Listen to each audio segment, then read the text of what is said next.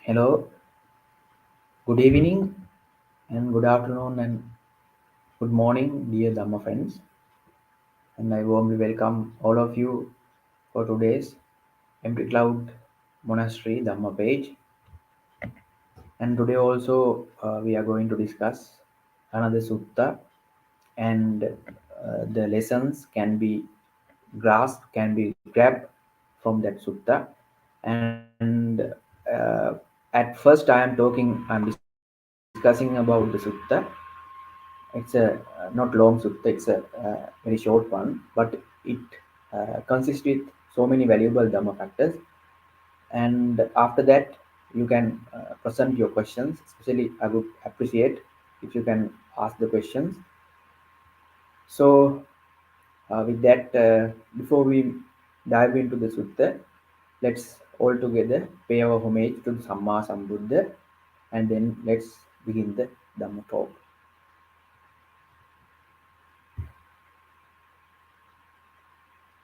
නමෝ තස්ස භගවතෝ අරහතෝ සම්මා සම්බුද්දස්ස නමෝ තස්ස භගවතෝ අරහතෝ සම්මා සම්බුද්දස්ස නමෝ තස්ස භගවතෝ අරහතෝ සම්මා සම්බුද්දස්ස Buddham Dhammam Sangham Namassami.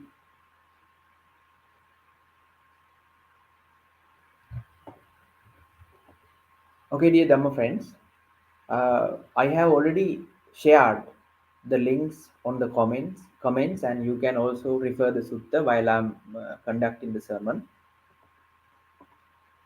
So today we are going to discuss Anguttara Nikaya chapter number 8, sutta number 82. The name of the sutta is Puṇṇiya Sutta. The meaning of the name Puṇṇiya, actually, Punna, the term, according to the grammar of the Bali, it is the meaning of the Purati mean fulfilled. So this monk, the name is fulfilled. His character is filled with everything. That's the meaning of the name. So anyway, this Puṇṇiya Bhikkhu at one time went to the Buddha, and he was asking several questions from the Buddha. It is so much valuable. Why I am saying that? It consists with the doubts and the difficult situations as a follower, as a disciple, we should face. Even nowadays, most of the followers, most of the disciples may having these kind of doubts and questions. So this uh, Puṇṇiya Bhikkhu went up to the Buddha and asked him this question: how Kongo Bhante Hetuko Pachayo Yena Appekada Tathagatan Dhammadesana Patibhati Appekada Nappatibhati. He is asking from the Buddha, Venerable Sir, what is the cause and what is the reason why sometimes uh, the some disciples understand your teaching, at the same time others cannot understand the teaching. So what is the reason and what are the causes behind that? You know, I have seen this question in some uh, English already translations. Those translation has given it in another way. They translated this as to uh, how realize one, how the Buddha, you know, uh, Buddha having Buddha sometime having sometime interest, and sometime he didn't have interest to teach them. So actually, it is not the term, it is not the meaning. If we if we uh, translate that correctly, the Pali term, the meaning arrived at Patibhati mean one can realize the meaning. So that is, and that sutta is not talking about the Buddha's mind, it talk about the followers' mind. Followers mean disciples' mind. Why some disciples at one time, sometimes the Buddha uh, preaching the Dhamma, at the same time, one disciple can understand Dhamma while others cannot understand Dhamma. That is the real meaning. Real translation should be. So, to that question, our great teacher Buddha said to that Puṇṇiya, uh, first Buddha explained 8 factors and eight conditions. Because of those 8 factors and 8 conditions, one cannot understand Dhamma. And firstly, Buddha explained about the negative side, and after that, he again explained another 8 factors. Because of these 8 factors, one can understand the Dhamma. So, first, we talk about the first negative. I mean, what are the reasons and conditions when one cannot understand the Dhamma? So, Buddha said, Saddhocha punyo bhikkhu hoti no chupa sankamita. That means one follower is there, he is having the confidence. He has the confidence towards the Buddha, Dhamma, and the Sangha. He's believing, he's not believing, he has the trust and the faith, confidence, or the saddha towards Buddhism, but he doesn't approach, he doesn't arrive to the Buddha or a disciple of the Buddha, well known disciple of the Buddha. So that is one reason, when one already has the saddha, but it doesn't improve because of he is not approaching to the teacher. So that is one reason. And at second, Buddha said, another disciple, he has the saddha or the confidence. He also approaches to the teacher,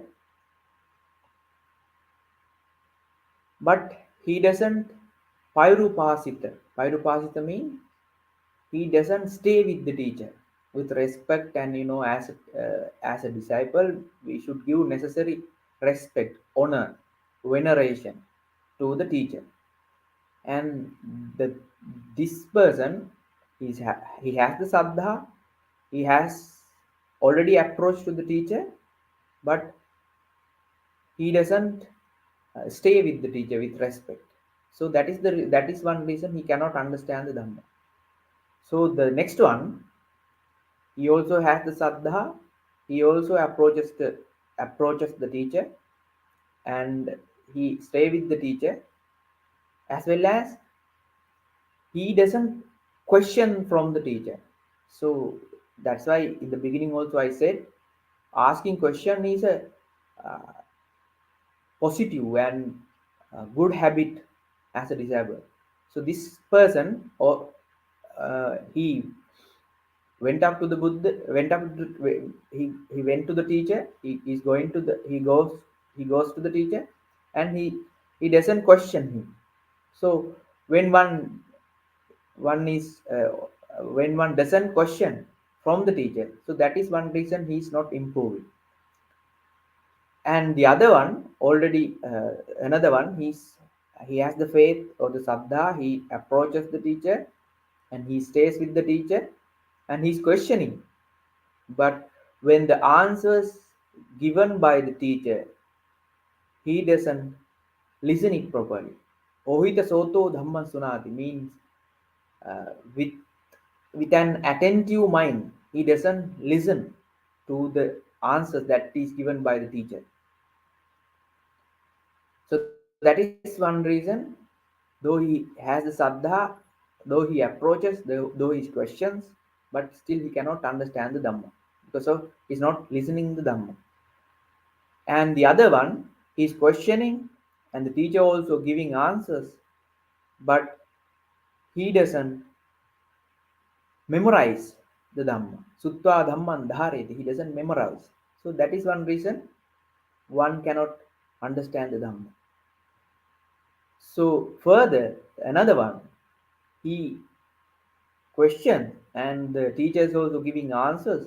He memorizes, but he doesn't reflect on the meaning or the Dhamma. Attang upaparikhata. He doesn't reflect the meaning. You know that sometime people may disciple may have lots of knowledge, but unless they are reflection, unless they do the reflection on the Dhamma that they have heard and they have memorized, they keep the knowledge only in the mind, but they doesn't question. So unless they question, they cannot improve, they cannot understand, they cannot penetrate the meaning of the Dhamma. And the last one, he has the faith, he has the saddha towards the teacher, he approaches to the teacher, and he is asking questions, and he is living with the teacher, and he is listening the Dhamma, and also he memorizes the Dhamma which he hears, and he also questioning or the reflect do the reflection on what he has heard already. And but still, you know, Athamanyaya, Dhammamanyaya, Dhammavanu Patipatti na karoti. That means though he knows Dhamma, though he reflect the meaning, he doesn't practice according to Athamanyaya, Dhammamanyaya.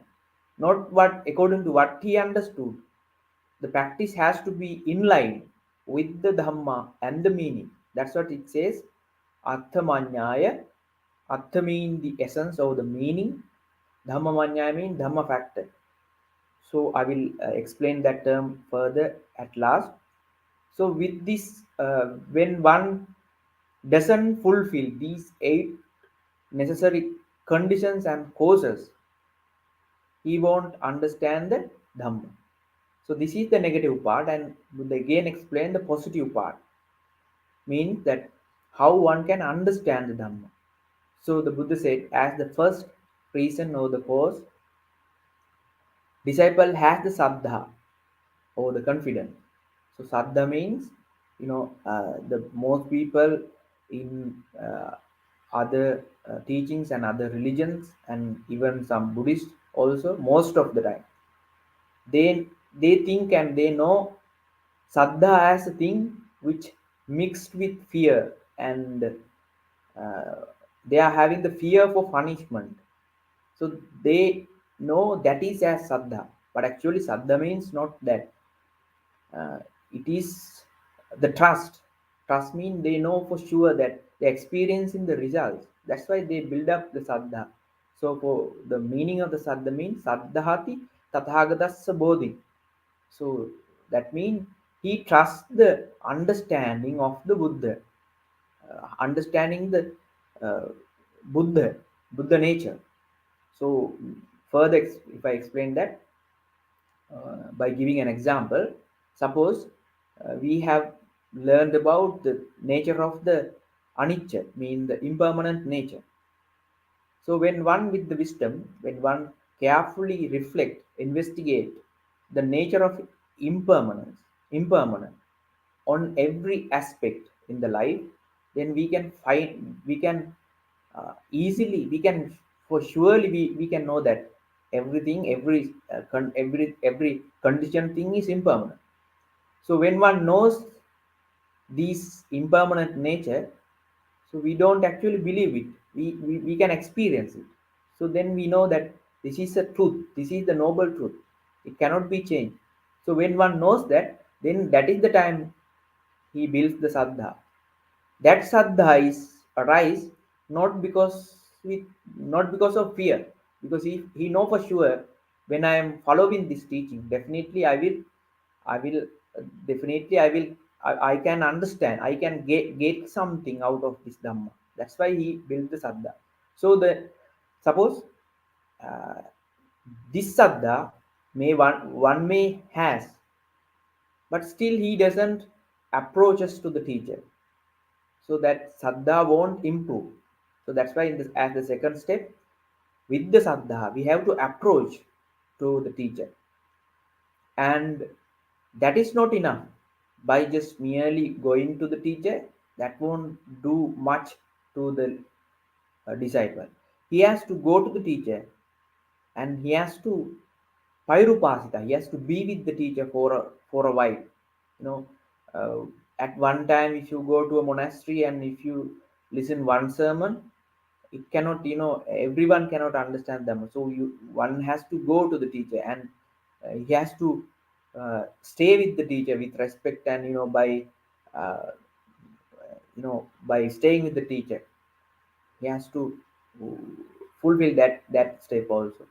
And not only that, he has to paripuchita, he has to question the teacher, question from teacher. As I always uh, tell, uh, questioning is really encouraged. So, in Buddhism, you can question each and everything. What is the purpose of having saddha? What is the purpose of going to the teacher? What is the purpose of going the refuge of the Buddha Dhamma Sangha? Why we are observing sila? So behind that, behind every of the action, there are necessary reasons and conditions. So that's why you have to question. While questioning, you can grab the meaning. You can uh, you can get out the get grasp the meaning of the thing that you practice. And when the answer is given, ohita dhammo sunati, you have to listen it with attentive mind. And if you listen it without attention, without an attention, then you cannot understand the dhamma. And what you have listened, you have to memorize it in your memory, in your mind. And not only that, you have to uh, attanguva parikkati, the what you have listened already, you have to filter the meaning, you have to figure out the meaning.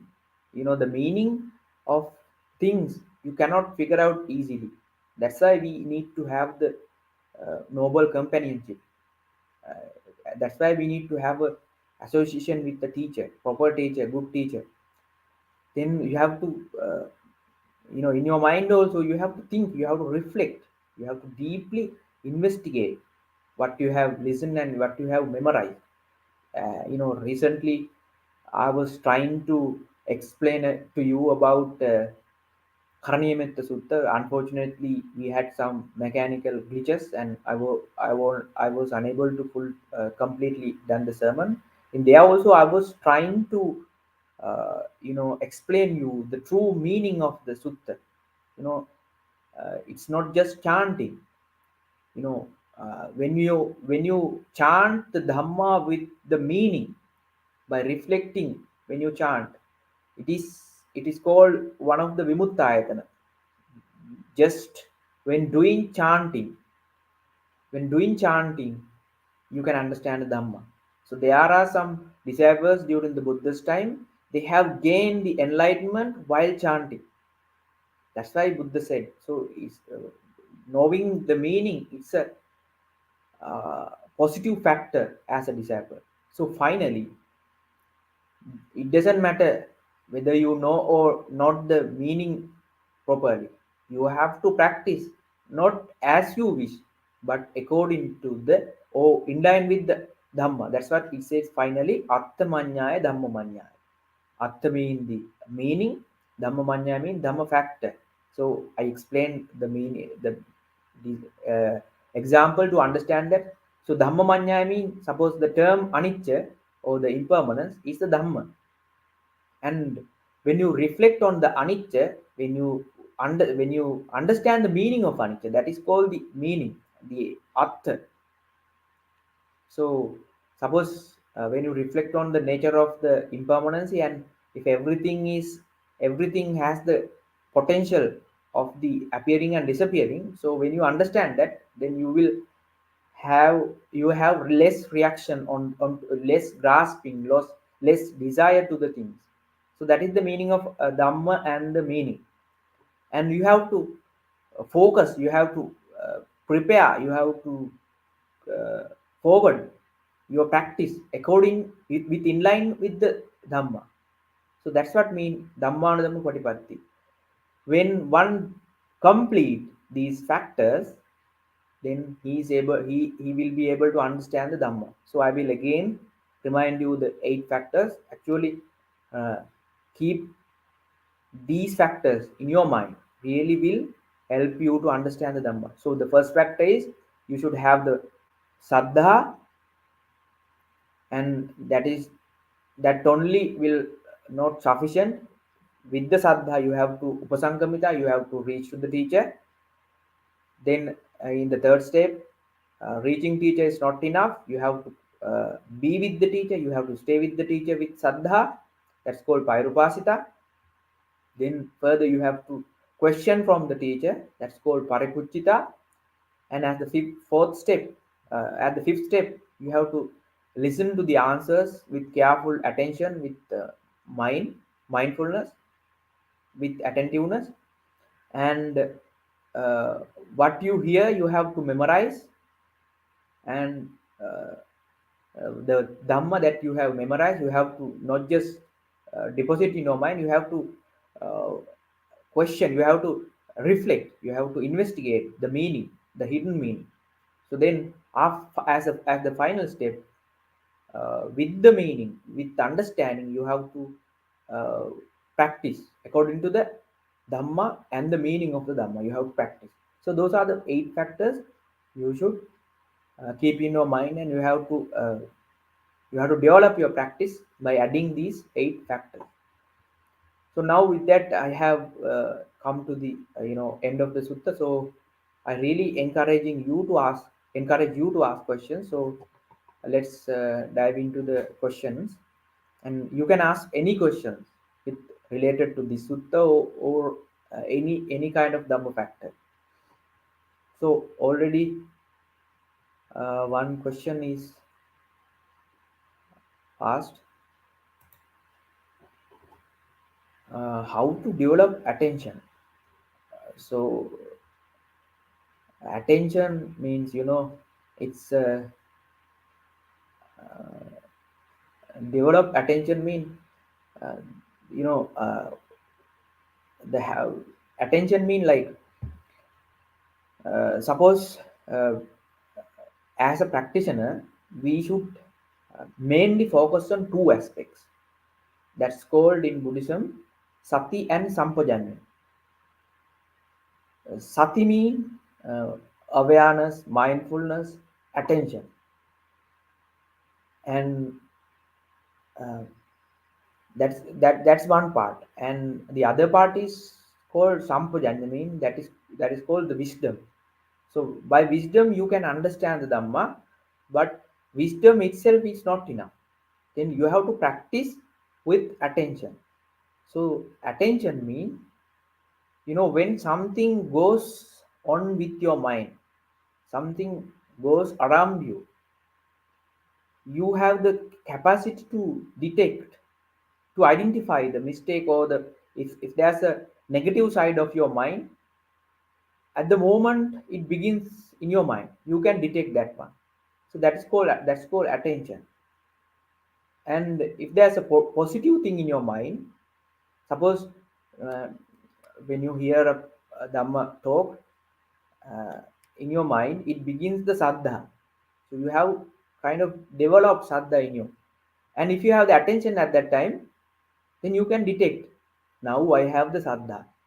So I have to improve that because it is a positive aspect.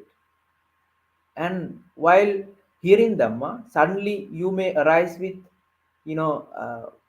asaddha, mean you doesn't have much saddha. So at that time you should be able to detect that I don't have saddha right now, so I have to produce saddha. So by understanding, you getting understand about this, the ongoing nature of the mind, that's called the attention.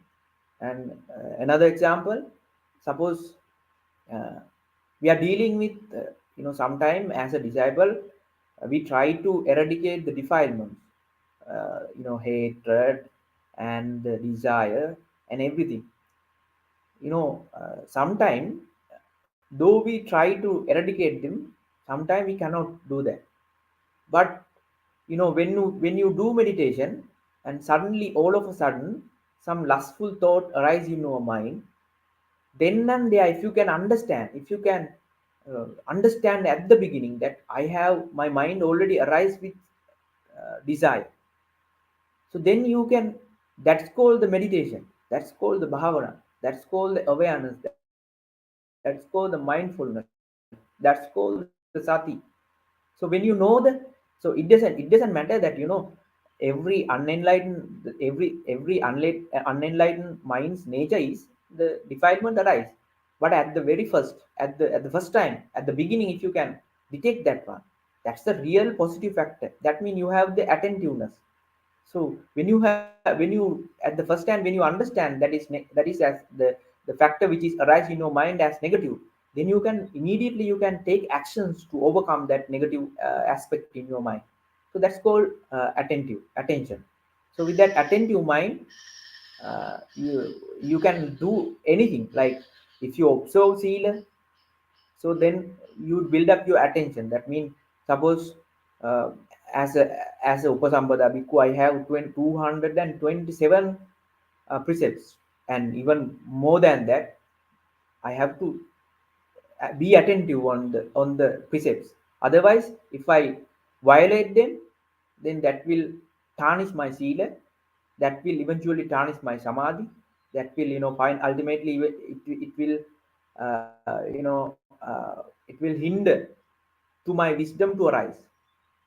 So that's why I need attention towards my sila. Similarly, as lay disciples, mostly, at least you should practice five precepts. Then suppose when you are about to hit a mosquito, when a mosquito just try to bite your hand, and at that time, if you are attentive with your sila, then you know that I cannot do that because I have already observed the five precepts.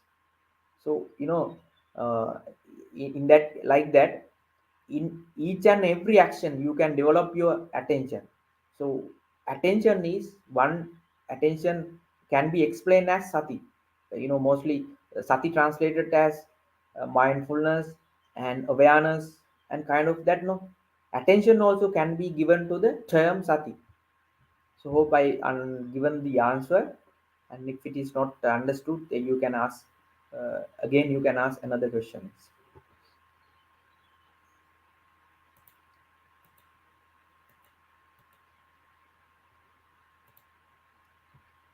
Bhante, the Buddha's teaching, which is the greatest science of the mind, shows that the understanding of Dhamma depends upon the level of the capacity of understanding of one's mind, isn't it? Uh, Actually, that is completely true. Uh, when we worship the Dhamma, it said, "Pacchattam veditabbo vinyuhi." Pacchattam means separately, individually. Veditabbo means should be known. Pacchattam veditabbo vinyuhi. Vinyuhi means, vinyu means the wise one.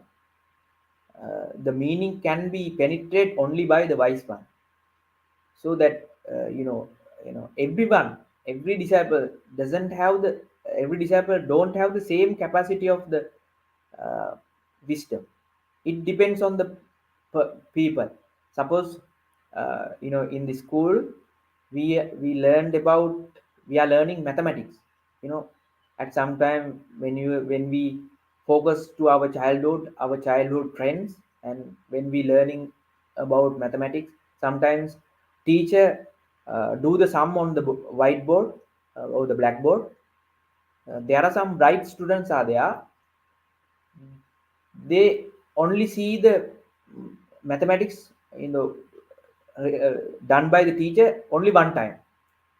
Then one sum is enough for him to understand the mathematics.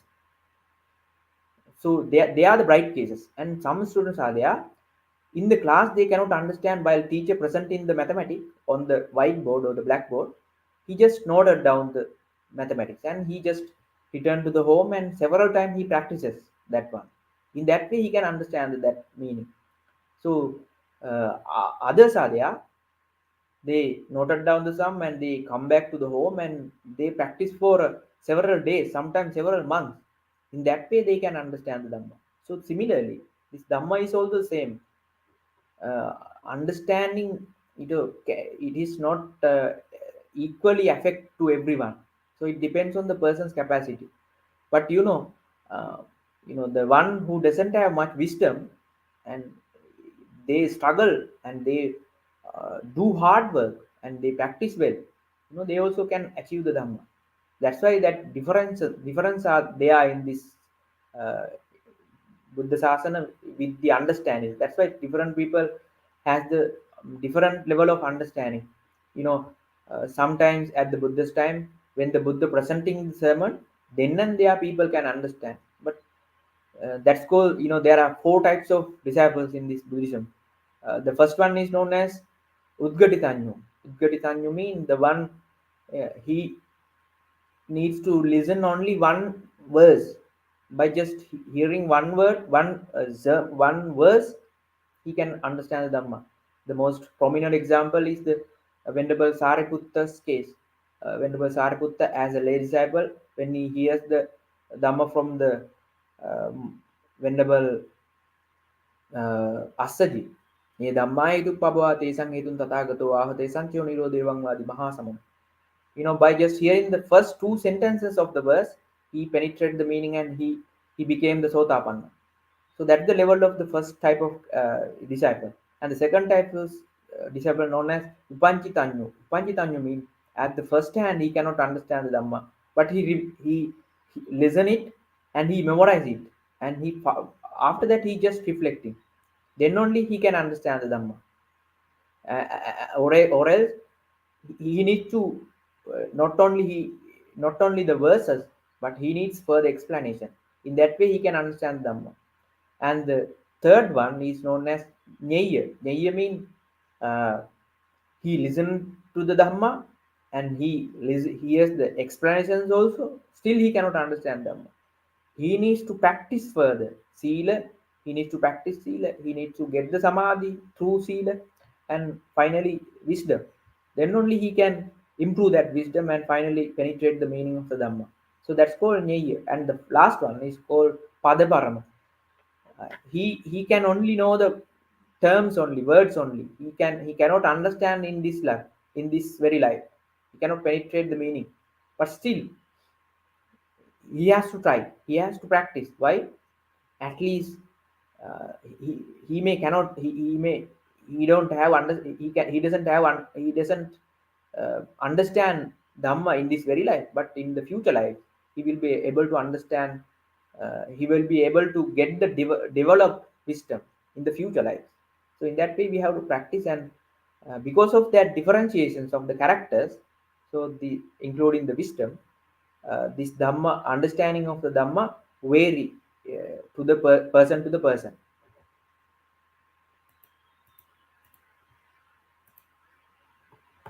Bhante, what essential things should be memorized, and what are some practical ways to such?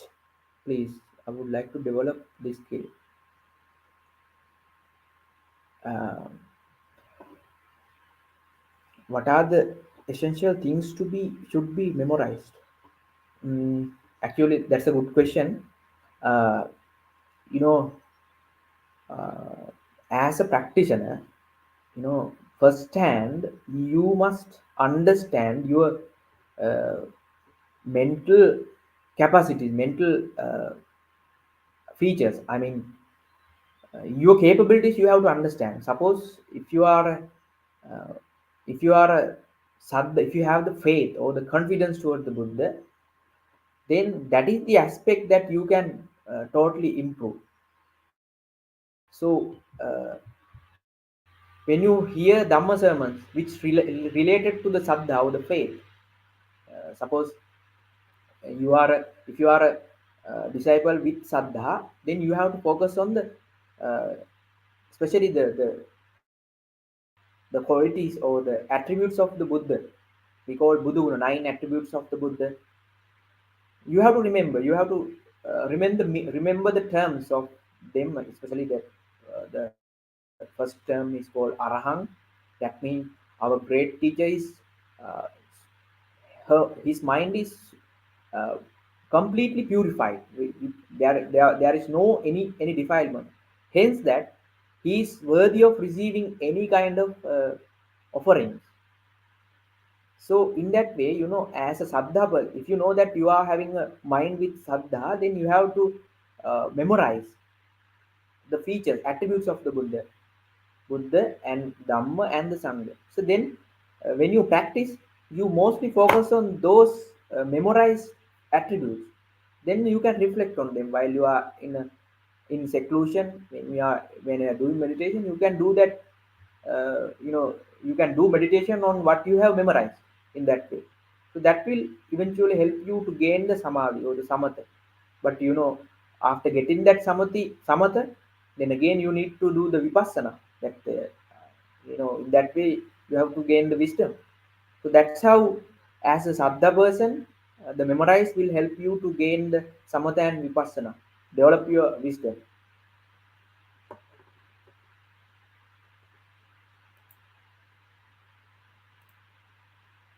Bhante, do you have any technique to develop sati sampajanya in daily life? Uh,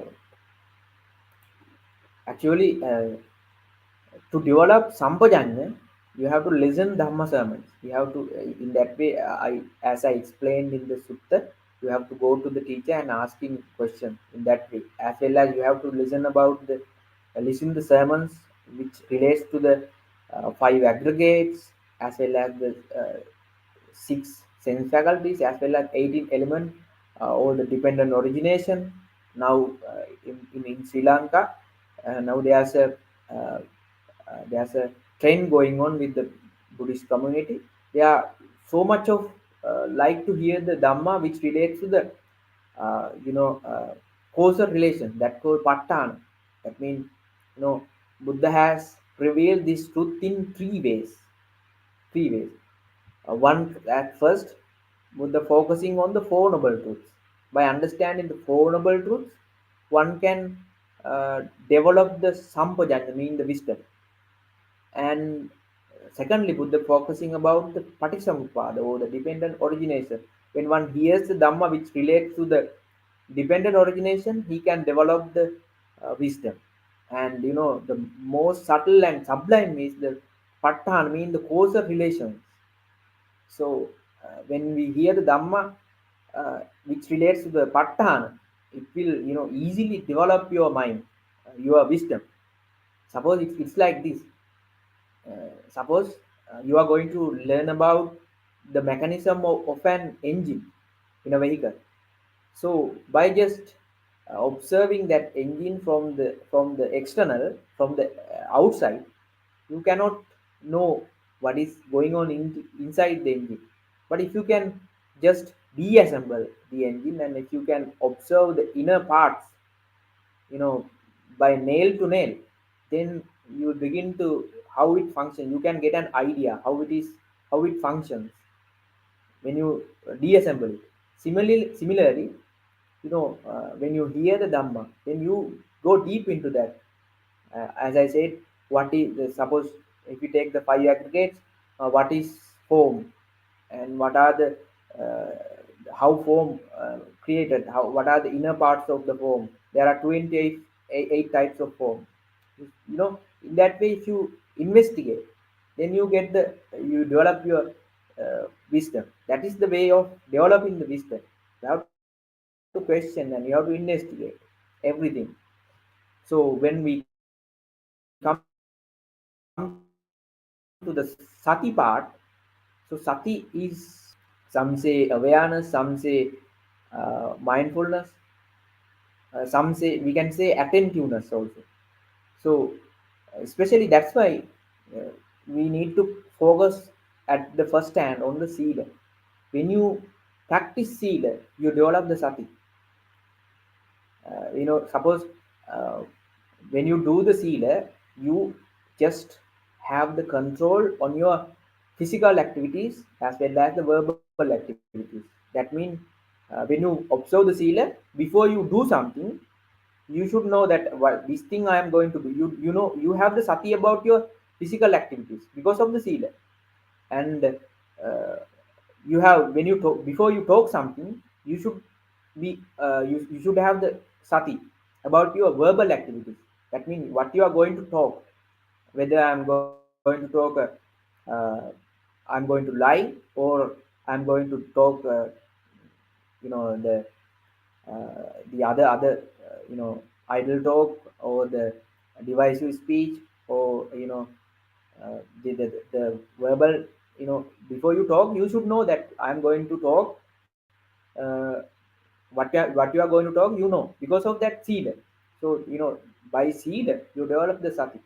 That's why uh, we need to practice sila. The more precepts that you practice, the more sati will you develop. So uh, would like to remind you, as a Upasampada bhikkhu, as a high ordained bhikkhu, actually we don't need much practice. We don't need to much focus on the bhavana. If we can fully focus on the sila that we practice as Upasampada bhikkhu, that is enough for us to gain the sati. You know, sa- it's the satipatthana already happening. You know, even while doing this sermon, I have to focus on some, I have to maintain my sati towards some kind of dhamma factors, because there are some rules and codes uttered by our great teacher. In that way you need to develop your sati. you know you begin with the sila, then you have the sati on your verbal and uh, physical activities.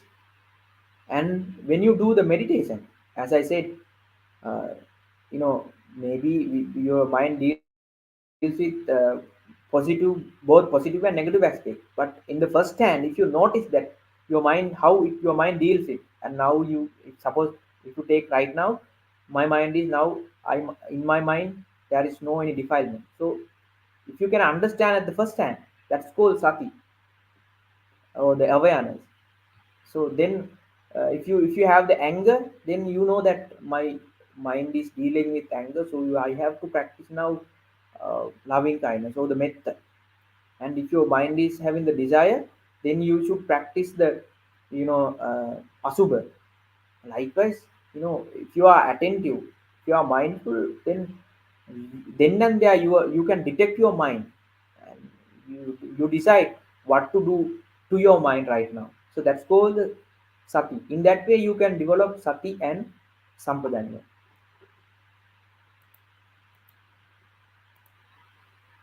Bhante, what does it mean to penetrate the Dhamma? Penetrate the Dhamma implies that we are Sotapanna. Thank you. That is true. We cannot say that exactly that, only once we get Sotapanna, we get, actually that's happening. When one gets the Sotapanna, uh, he is in the path. But until that time, we are not sure whether we have dived into the path, we have came into the path. We don't know. So, but anyway, we should try to penetrate the meaning of the Dhamma. So, to do that, in this way, suppose as practitioners, we focus on the uh, inhalings and exhalings. So, that's called anapanasati. So when you develop the anapanasati samadhi, or the concentration, you you uh, you can come to a point that you know uh, you your focus and your concentration is so much high that there's a time that you won't feel your body. You feel only the uh, respiration process. You don't have any feelings on anything, because your focus and your attention is so much high, because you did that meditation for a longer period of time. So at that time, your body get relaxed, and because you have nothing to worry about your body, you just feel only the respiration, or the exhaling and inhaling process. But just imagine the other times that you are not doing that anapanasati meditation. You don't have even a clue about the respiration process. Why is that? Because The respiration is already going on with you, but as far as you are not putting your attention, you don't feel it. But if you put your attention and it begins to feel, the level of feeling, the level of the the feeling of the anapanasati, that you feel only the respiration process. You don't feel any senses about your bodies even. So that is that much of samadhi you can get while doing the anapanasati. That happens because the respiration process is not something which you believe. It is already there with you at the moment you born, and at the moment you are dying from this world. you know until that time you just do the respiration process. It's a prevailing truth, and when you focus your mind, you can feel it, you can know it for sure, because it is there already. Similarly, the Dhamma is also the same. If you understand that, if you hear the meaning of the impermanence or the anicca dukkha anatta, three marks of existence, it's a different subject. And if you focus on the four noble truths as well as the six sense faculties, if you focus on the patisauppad, they are not something which has created by the Buddha. Those truths are already prevailed in this world. What you have to do, you have to continuously focus on to a one subject. I mean, if you are interested in three marks of existence, out of three, if you interested in one, suppose impermanent nature, you have to continuously question, investigate what is impermanent, how it happens. That way you do meditation, you do bhavana, you develop your mind. Then there's a time that you from your mind you penetrate the meaning of that anicca. Penetrate means, you begin to see that everything is impermanent. There's no any doubt on that.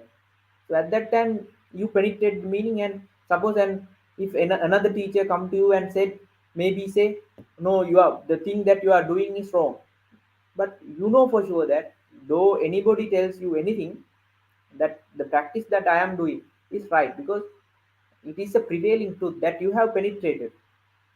So that's why, you have to find your, you have to identify your mental positiveness, and you have to focus on to one thing. That means, if you, as I said, if you are interested in three marks of existence, you have to continue to deal with that. So then only you will develop. Suppose today you have the interest towards the three marks of existence, and tomorrow you hear the Dhamma sermon with regard to the four noble truth, and you just tomorrow onwards you try to understand the four noble truth. Then you miss the, three marks of existence. And day after tomorrow you again hear the Dhamma talk about Paticcasamuppada. You are focusing on that. Ultimately you cannot grab anything. But out of every teaching, you just focus one thing, that your mind is interesting. So then continually investigate that thing. So in that way you can penetrate the meaning of that Dhamma.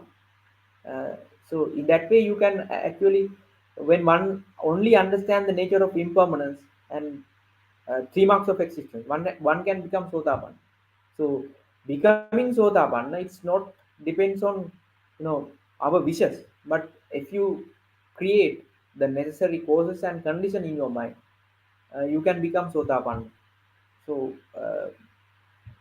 you have to practice in that way. Hope I have given the answer to you. Uh, how to choose the best teacher? So that is the question that most of the followers nowadays, no, not only nowadays, almost all over the time, the followers ask this question. So to answer that question, the Buddha said in one of the sutta, Mahaparinibbana Sutta, to our great teacher, Buddha,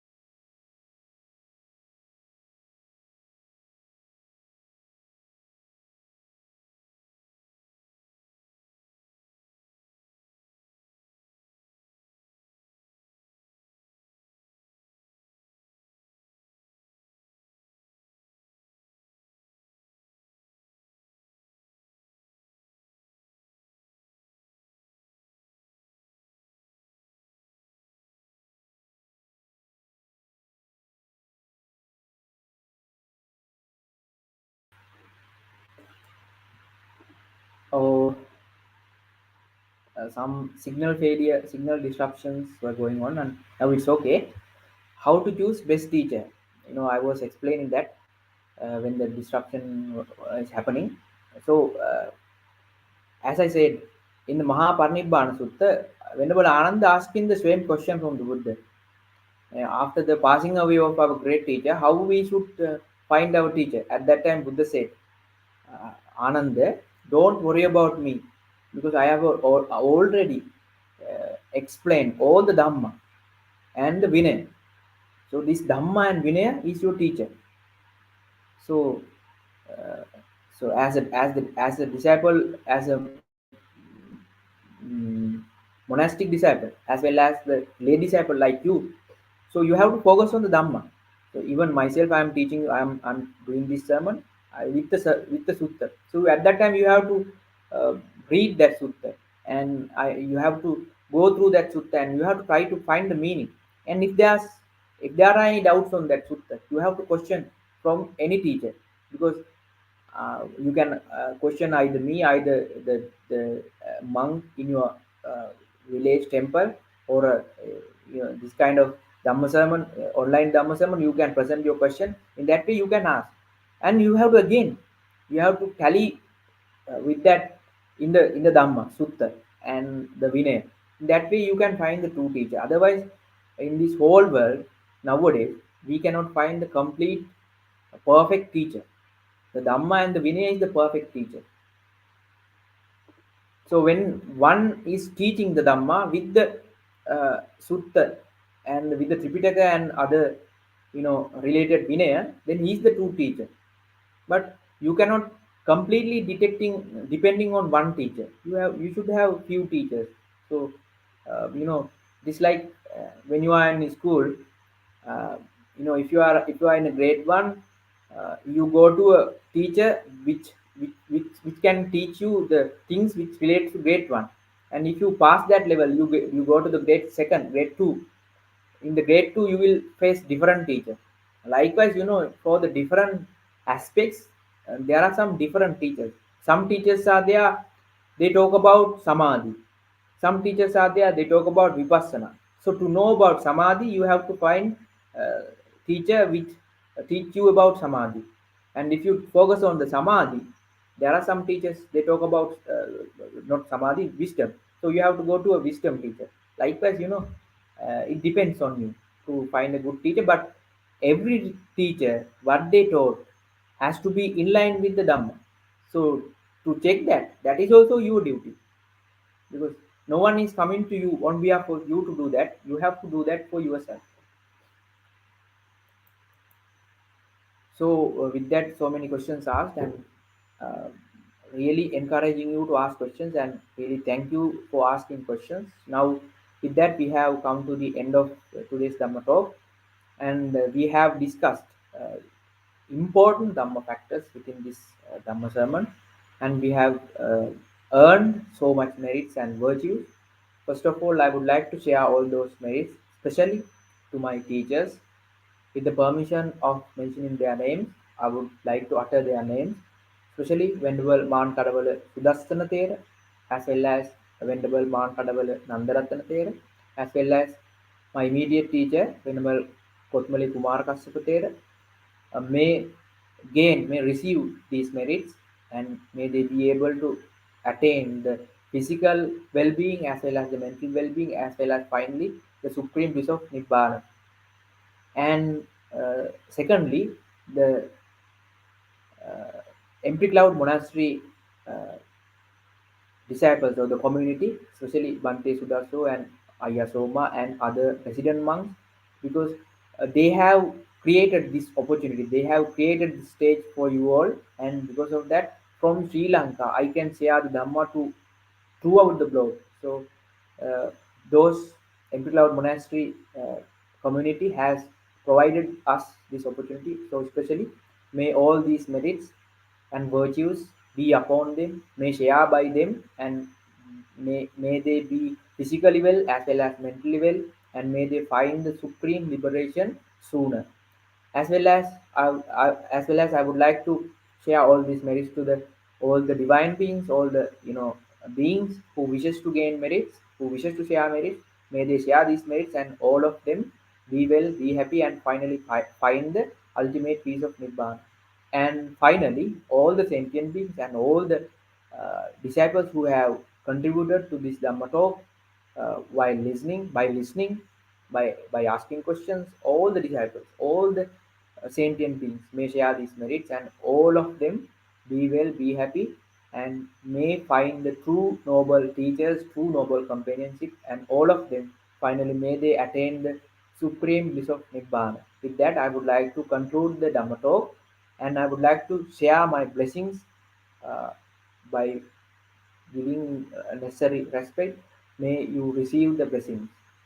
अभिवादन शीलिस् निच्चं वद्धापचायिनो चत्तारो धम्मा वर्धन्ति आयुवन्नो सुखं बलं आयु आरोग्य सग्ग सम्पत्तिमेव च अथो निब्बाण सम्पत्ति इमिनाते समिध्यतु. Everyone, Sarnai to everyone. Let's meet again in the next Dhamma talk. Triple Gem bless you to all.